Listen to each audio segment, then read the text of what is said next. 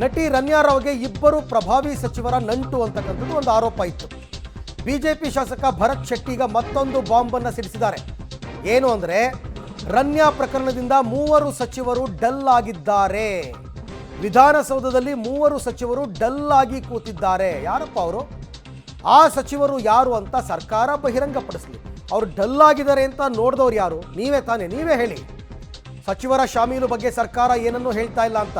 ಅಲ್ಲ, ಯಾಕೆ ಎಲ್ಲರೂ ಗಾಳಿನಲ್ಲಿ ಗುಂಡಾರಿಸ್ತಾ ಇದ್ದೀರಾ? ವಿರೋಧ ಪಕ್ಷದವ್ರಿಗೆ ಗೊತ್ತಿದ್ರೆ ಎಕ್ಸಾಕ್ಟ್ ಆಗಿ ಹೇಳಿ. ಈಗ ಅವರು ಡಲ್ಲಾಗಿ ಕೂತಿರೋದು ಭರತ್ ಶೆಟ್ಟಿ ಗೊತ್ತು ತಾನೆ, ಹೇಳಿ ಅವ್ರು ಯಾರು ಅಂತ. ನಾವಂತೂ CBIನವರು ಅಥವಾ DRIನವರು ನೋಟಿಸ್ ಕೊಡೋ ತನಕ ಯಾರ ಹೆಸರನ್ನು ಹೇಳಕ್ಕೆ ಬರಲ್ಲ. ಬಟ್ ನಿಮಗೆ ಗೊತ್ತಿದ್ರೆ ಹೇಳಿ. ಶಾಸಕ ಭರತ್ ಶೆಟ್ಟಿ ಅವರಿದ್ದಾರೆ. ಈಗಾಗಲೇ ರಮ್ಯಾ ರಾವ್ ಕೇಸ್ ಸಂಬಂಧಪಟ್ಟಂತೆ ಸಾಕಷ್ಟು ವಿದ್ಯಮಾನಗಳು ನಡೀತಾ ಇದ್ದಾವೆ. ನಮ್ಮ ಜೊತೆ ಭರತ್ ಶೆಟ್ಟಿ ಅವರಿದ್ದಾರೆ. ಈ ಒಂದು ಕೇಸ್ನಲ್ಲಿ ಸಚಿವರ ಪಾತ್ರ ಇದೆ ಅಥವಾ ಸಚಿವರು ಆಕೆ ಸಂಪರ್ಕದಲ್ಲಿ ಇದ್ದರು, ಆಕೆಗೆ ಸಹಕಾರ ಕೊಡೋದಕ್ಕೆ ಕಾಪಾಡಕ್ಕೆ ಹೋಗಿದ್ರು ಅನ್ನುವಂಥ ಆರೋಪ ಸರ್ಕಾರ ಇನ್ನೂ ಕೂಡ ಮುಗುಮಾಗಿದೆ ಸರ್. ಸರ್ಕಾರ ಅದ್ರ ಬಗ್ಗೆ ಏನು ಉತ್ತರ ಕೊಡ್ತಾ ಇಲ್ಲ. ಯಾರೆಲ್ಲ ಸಚಿವರು ಅವಳೊಂದಿಗೆ ಸಂಪರ್ಕದಲ್ಲಿದ್ದರು ಅದನ್ನು ಅವರು ಮಾಹಿತಿಯನ್ನು ಪಬ್ಲಿಕ್ ಡೊಮೇನಲ್ಲಿ ಬಿಡಬೇಕು. ಅವ್ರು ಬಿಡ್ತಾ ಇಲ್ಲ. ಎನ್ಕ್ವೈರಿ ಮಾಡಿದ್ದೇವೆ, ಎನ್ಕ್ವೈರಿ ಹಾಕಿದೆ ಅನ್ನುವಂಥದ್ದನ್ನು ಹೇಳ್ತಾ ಇದ್ದಾರೆ.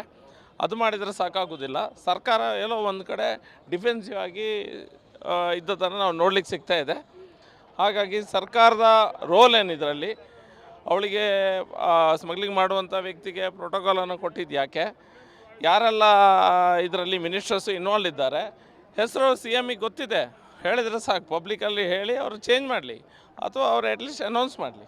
CM ಗೊತ್ತಿದೆ ಹೆಸರು, ಯಾವ ಸಚಿವರು ಯಾರು? 100% CMಗೆ ಗೊತ್ತಿದೆ. ಇದು ಡಲ್ ಆಗಿದ್ದಾರೆ ಎಲ್ಲ, ನೋಡಲಿಲ್ವಾ?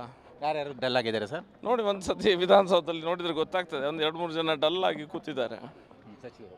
ಆಮೇಲೆ ಇದು ಕೇಂದ್ರ ಸರ್ಕಾರದ ವ್ಯಾಪ್ತಿಗೆ ಬರುವಂಥ ಪ್ರಕರಣ, ನಮ್ಮದೇನು ಪಾತ್ರ ಇಲ್ಲ ಅನ್ನುವಂಥ ಧೋರಣೆಯೂ ಕೂಡ ಕಾಡ್ತಾ ಇದೆಯಾ? ನೋಡಿ, DGS ಡೈರೆಕ್ಟರ್ ಆಫ್ ರೆವಿನ್ಯೂ ಸರ್ವಿಸಿಂದ ಇನ್ವೆಸ್ಟಿಗೇಷನ್ ಆಗ್ತಾಯಿದೆ. CBI ಅವರಿಗೆ ಕೊಟ್ಟಿದ್ದಾರೆ. ಇನ್ವೆಸ್ಟಿಗೇಷನ್ ನಾವು ಮಾಡ್ತೇವೆ, ಅದೆಲ್ಲ ನಾವು ಮಾಡಿಯೇ ಮಾಡ್ತೇವೆ. ಆದರೆ ಇದರಲ್ಲಿ ಇನ್ವಾಲ್ಡ್ ಯಾರು? ಇನ್ವಾಲ್ಡ್ ಕರ್ನಾಟಕ ಸರ್ಕಾರದ ಕನೆಕ್ಷನ್ ಇರುವಂಥ ವ್ಯಕ್ತಿ. ಅದಕ್ಕೆ ನಾವು ಕರ್ನಾಟಕ ಸರ್ಕಾರದ ಬಳಿ ಎಕ್ಸ್ಪ್ಲನೇಷನ್ ಕೇಳ್ತಾ ಇದ್ದೇವೆ. ನೀವು ಪೊಲೀಸ್ ಪ್ರೋಟೋಕಾಲ್ ಹೇಗೆ ಕೊಟ್ರಿ ಅವರಿಗೆ? ನಿಮ್ಮ ಮಂತ್ರಿಗಳು ಯಾಕೆ ಇದರಲ್ಲಿ ಇನ್ವಾಲ್ವ್ ಆಗಿದ್ದಾರೆ, ಯಾರೆಲ್ಲ ಇನ್ವಾಲ್ವ್ ಆಗಿದ್ದಾರೆ ಅನ್ನೋದನ್ನು ನೀವು ಬಹಿರಂಗಪಡಿಸಿ. ಇನ್ನೊಂದು ಆರೋಪ, BJP